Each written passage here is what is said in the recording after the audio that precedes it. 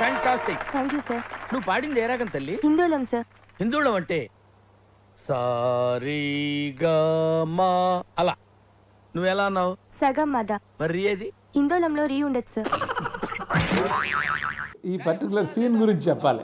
నేను జనరల్గా అక్కడ ఎక్కువ ఆర్టిస్టులతో ఇంటరాక్ట్ అవుతూ వాళ్ళతో మాట్లాడుతూ సరదాగా చేస్తుంటాను. ఇది బ్రహ్మానంద్ గారి క్యారెక్టర్ ఎంత వర్కౌట్ అయిందో మీ అందరికీ తెలుసు కదా, కింగ్లో క్యారెక్టర్.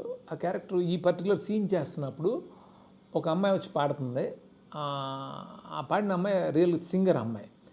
ఆ అమ్మాయితో నేను ఇలాగా చెప్పినప్పుడు హిందోళం గురించి మాట్లాడేదో అతను మిస్టేక్ ఐడెంటిఫై చేసి తన సుపీరియారిటీని చూపిస్తుంటాడు. నిజానికి ఈ డజంట్ నో ఎనీథింగ్, ఎవరు మ్యూజిక్ డైరెక్టర్కి అనేది అక్కడ విషయం. సో అప్పుడు హిందోళం గురించి మాట్లాడుతున్నప్పుడు ఎలా చేయాలి అంటే అమ్మాయి చెప్పింది హిందోళంలో రీ ఉండదు అనే విషయం నాకు అమ్మాయి ద్వారా తెలిసి నేను అది ఇన్కార్పొరేట్ చేసి రాసి అది చేశాను. అది చేసాం, అది బాగా వర్కౌట్ అయింది. దేవి రీ రికార్డింగ్ చేస్తున్నప్పుడు నన్ను అడిగాడు, భయ మీకు హిందోళంలో రీ ఉండదని మీకు ఎలా తెలుసు అని నన్ను అడిగాడు. అడిగితే నాకు తెలీదు, అమ్మాయి చెప్పింది అక్కడ సింగర్ అంటే. అది నిజంగా నేను షాక్ అయ్యాను, భయ హిందోళంలో రీ ఉండదని మీకు ఎలా తెలుసు అంటే అది నాకు గుర్తొచ్చింది. ఇప్పుడు ఏం చంపక్ సేట్ మందిని పరేషాన్ చేస్తున్నట్టు ఏం కథ? కథలు చెప్పడానికి నేను హరిదాసుని కాదు, చంపక్ దాసుని. నేను పరేషాన్ చేయట్లా, ఫైనాన్స్ చేస్తున్నాను. ఏందిరో వాల్యూమ్ పెంచినావు? పెంచక నేను చూసి పోసేసుకుంటాను అనుకున్నావా? ఇది వ్యాపారం. నేను స్ట్రాంగ్గా బిలీవ్ చేసేవాడిని, ఎంత పెద్ద సినిమా చేసినా సరే, ఎంత సీరియస్ థీమ్ అయినా సరే దాన్ని ఎంటర్టైనింగ్గా చెప్పాలని. ఫ్రాంక్గా మీరు చూస్తే దూకుడు అనేది చాలా సీరియస్ థీమ్, ఒక ఫాదర్ అండ్ సన్ ఎమోషన్ సంబంధించిన విషయం సినిమా. అది దాన్ని ఇంత ఎంటర్టైనింగ్గా చెప్పాలి అని అనుకున్నప్పుడు ఈ రియాలిటీ షో ఐడియా. ఈ రియాలిటీ షోలో ఆల్రెడీ యాక్టింగ్ పిచ్ ఉన్న బ్రహ్మానందం గారి క్యారెక్టరు ఇల్లు అద్దెకిచ్చుకుని అందులో వేషాలు వేస్తూ సినిమా షూటింగ్లకి ఇస్తూ చేస్తుంటాడు. ఆయన్ని ఈ రియాలిటీ షోలో ఇన్వాల్వ్ చేసి చేయటం. సో ఆయన ఆ పీక్ పర్ఫార్మెన్స్ చేశారు. అసలు మహేష్ బాబు దాన్ని యాక్సెప్ట్ చేసి తాను అంత బిలీవ్ చేసి చేయటం వల్ల ఆ ఎపిసోడ్ అంత బాగా వచ్చింది. టీ తాగుతావంటరా? టీలు కాఫీలు అలవాట్లేదు. ఎంట్రీ తాగుతావా? టీ తాగినట్టు అదవా? ఏది ఇలాగే ఒక్కొక్క టీ తాగుతారా? థ్యాంక్స్ అండి. ఇది టీయా? కాఫీ ఇచ్చావా? టీయే సార్. ఆ ఎపిసోడ్లో ప్రత్యేకత ఏంటంటే నేను అది స్క్రిప్ట్ రాయలే, ఏ సీన్ కూడా రాయలేదు. జస్ట్ ప్రతి సీన్కి సంబంధించిన కంటెంట్ నా మైండ్లో ఉంది. అది కంటెంట్ ఆర్టిస్ట్కి ఎక్స్ప్లెయిన్ చేసి టైమింగ్ చెప్పి నువ్వు ఇది చెప్పు అని చెప్పడం వల్ల ఏమైందంటే అది ఎక్కడ ఒక ఫ్రేమింగ్ ఉండదు, చాలా న్యాచురల్గా ఏదో జరుగుతున్నట్టుగా ఉంటుంది.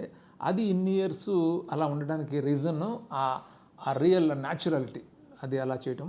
దానికి నేను థ్యాంక్స్ చెప్పాల్సింది ఆర్టిస్టులకి, ఎందుకంటే నన్ను బిలీవ్ చేసి ఒక సీన్ పేపర్ లేకుండా నేను చెప్పిందల్లా వాళ్ళు ఫాలో చేస్తూ నాకు కావాల్సినట్టు ఆ టైమింగ్ ఇచ్చిన యాక్టర్స్ లైక్ రవితేజ కానీ, బ్రహ్మానందం గారు కానీ, ఏవిఎస్ గారు కానీ, శ్రీనివాస్ రెడ్డి, చిత్రం శ్రీను, రామచందర్, స్నేహ, వాళ్ళందరూ చాలా బాగా బ్రిలియంట్గా ఫాలో చేశారు.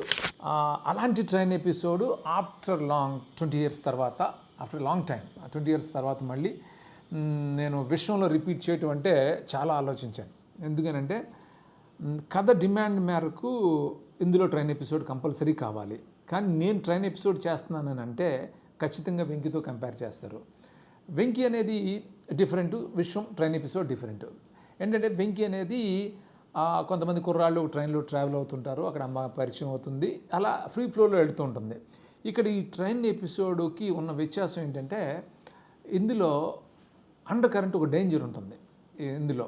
బట్ నా నుంచి ఖచ్చితంగా హిలేరియస్ ఎంటర్టైన్మెంట్ ఎక్స్పెక్ట్ చేస్తారు, అంటే వెంకీ ఎపిసోడ్తో కంపేర్ చేస్తారు. లక్కీలీ అంత ఫన్, అంటే ఇది కూడా చాలా హిలేరియస్గా ఉంటుంది విశ్వంలో ట్రైన్ ఎపిసోడ్ కూడా. అంటే యాక్టర్స్ లైక్ గోపీచంద్ కానీ, వెన్నెల కిషోర్ కానీ, లేకపోతే చాలామంది యాక్టర్స్ నరేష్ గారు కానీ, ప్రగతి గారు కానీ, వీటి గణేష్ కానీ, లేకపోతే అజయ్ ఘోష్ కానీ, లేకపోతే శక్లక్ శంకర్ కానీ, గిరి, శక్లక్ శంకర్, చమక్ చంద్ర, వీళ్ళందరూ కూడా చాలా బాగా చేశారు. ఇది ఒక different episode from Venky, but ఇది కూడా టోటల్ హిలేరియస్గా ఉంటుంది, పీక్స్లో ఉంటుంది. ఆ ఎపిసోడ్ని ఎంజాయ్ చేసినట్టే ఆఫ్టర్ లాంగ్ టైం ఈ విశ్వం అనే సినిమాలోని ట్రైన్ ఎపిసోడ్ని కూడా ప్రేక్షకులు విపరీతంగా ఎంజాయ్ చేస్తారని నా స్ట్రాంగ్ బిలీఫ్. అంత బాధ్యతగా కష్టపడి కూడా చేసాం. చాలా ట్రికీ ఎపిసోడ్ ఇది, మీరందరూ ఎంజాయ్ చేస్తారన్న కాన్ఫిడెన్స్ నాకు.